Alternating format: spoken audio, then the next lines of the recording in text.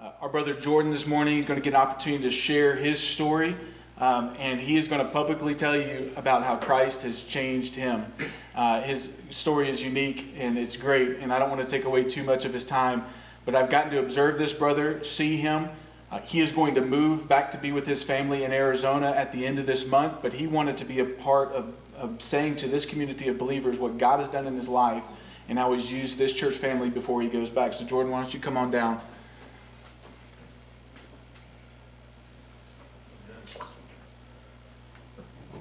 It's warm.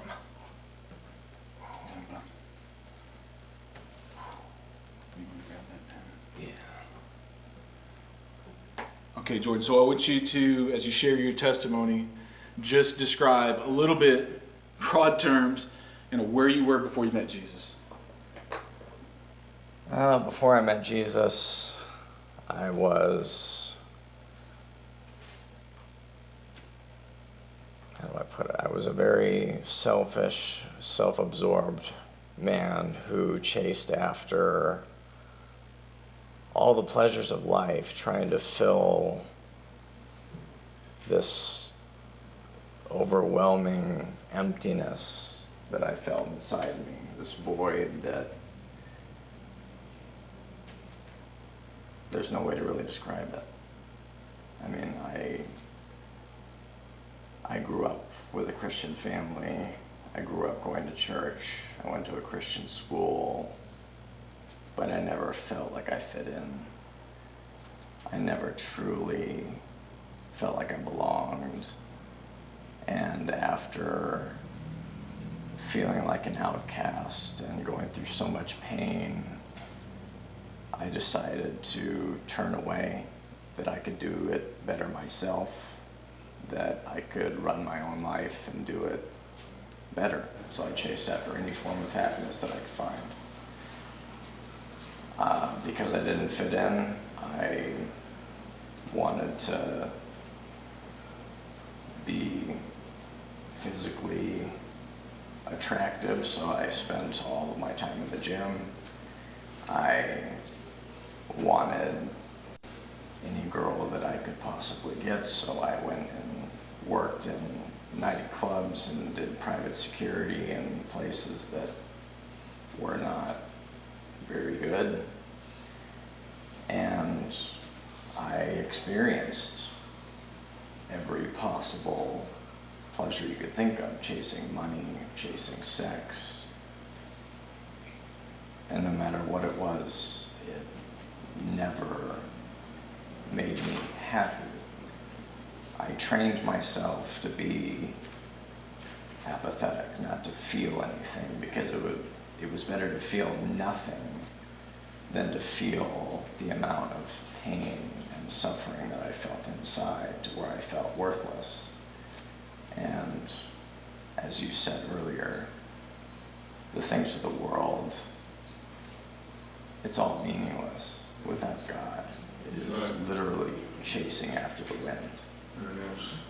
None of it did anything for me but make me want more. None of it was ever enough and would ever be enough. So Jordan was chasing after all the things that he was told would bring him pleasure. Bouncer at nightclubs, worked to be a part of bodybuilding competitions, had a lot of things that the world would say are good. And so tell me how God worked in your life to bring you to himself.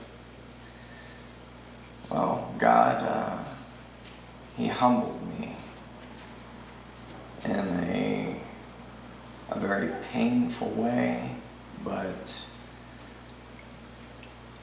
I'm one of those people that is very stubborn, that unfortunately has to learn the hard way in a lot of things to be woken up. So, like you said, I trained to be a bodybuilder and I was a bouncer, so I was roughly 230 pounds of muscle, and all I really cared about was my physical appearance, being bigger, being stronger, and I liked I liked people to be afraid of me so that they would look away or get out of my way, because it felt like a term of like respect. It wasn't. It was me being cocky and selfish, but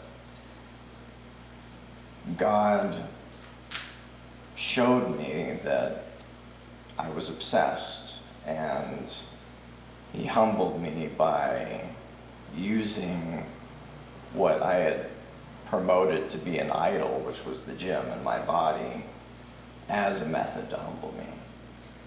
One night I went in to train as I was preparing for another competition, and the machine that I was using, the cable snapped, which sent me to the ground, caused a disc in my spine to pop, my shoulder fracture, and I was on the floor. I couldn't move. I was in horrible pain. They had to call an ambulance, went to the hospital, took a bunch of x-rays, and then for years after that, that was 2017, for years after that, I went through 3 or 4 surgeries. I had a failed spinal fusion. None of the methods for pain would work. They tried a pain stimulator, but it was installed incorrectly in the wrong spot, so I got no relief. During the operation of the fusion, the screw was drilled through my vertebrae into the nerve bundle, so there's been constant, non-stop nerve pain ever since. And through that, I was unable to work out anymore. I went from 230 pounds to 145 pounds. I looked like I was dying. People around me couldn't believe how I looked. My face was sunken in. You could see my rib cage all the way around. I still use a walker. I'm a little bit better now, but I could barely get around. A lot of the times I was pushed around on a wheelchair. But I could no longer do my work.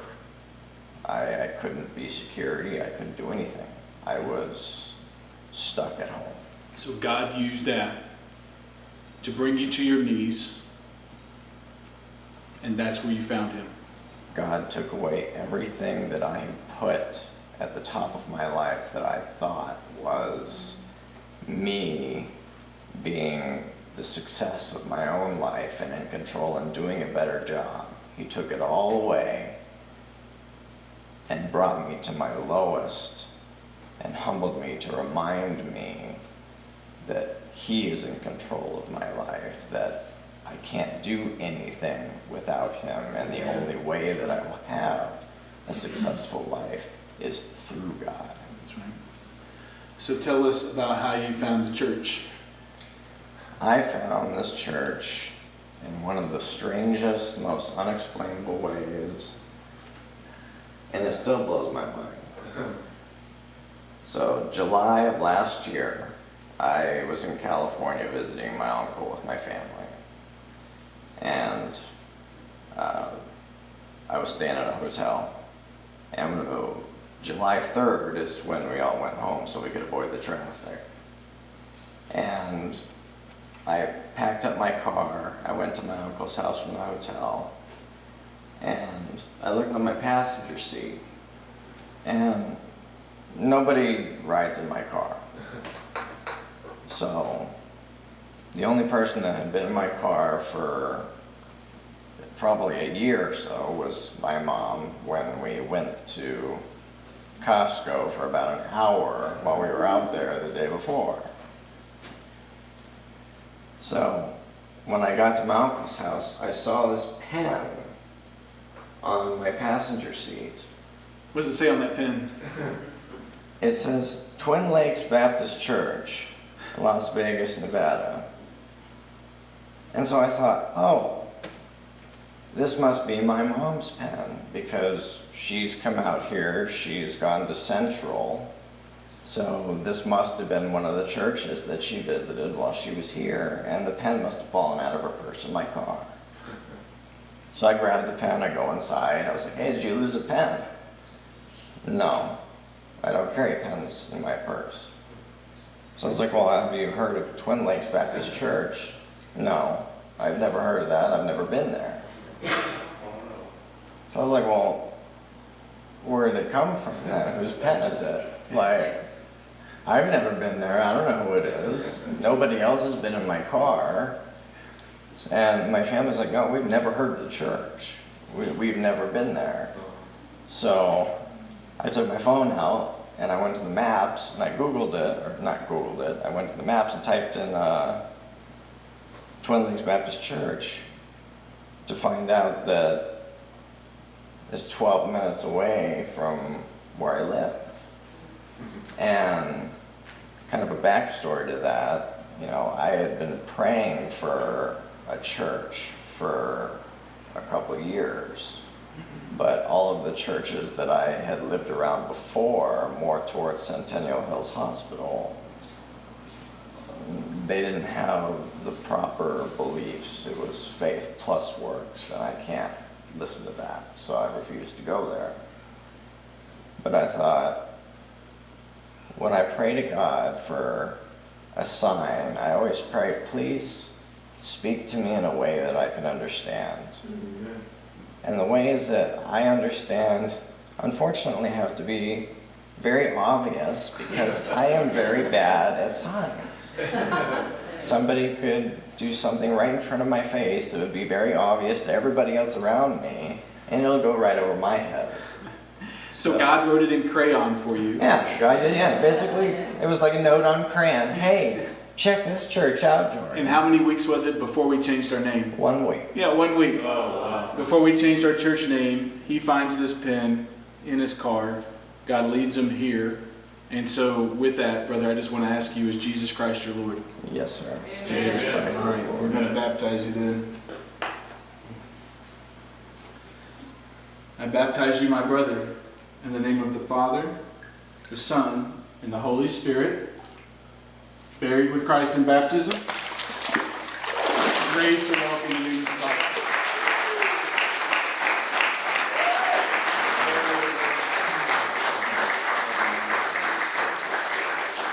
And let me tell you what, after I came here and I met all of you, this church is like a second family to me. Amen. I have never met a group of more loving, accepting people, and I am so grateful to know all of you. And I'm going to miss you all very much. Amen.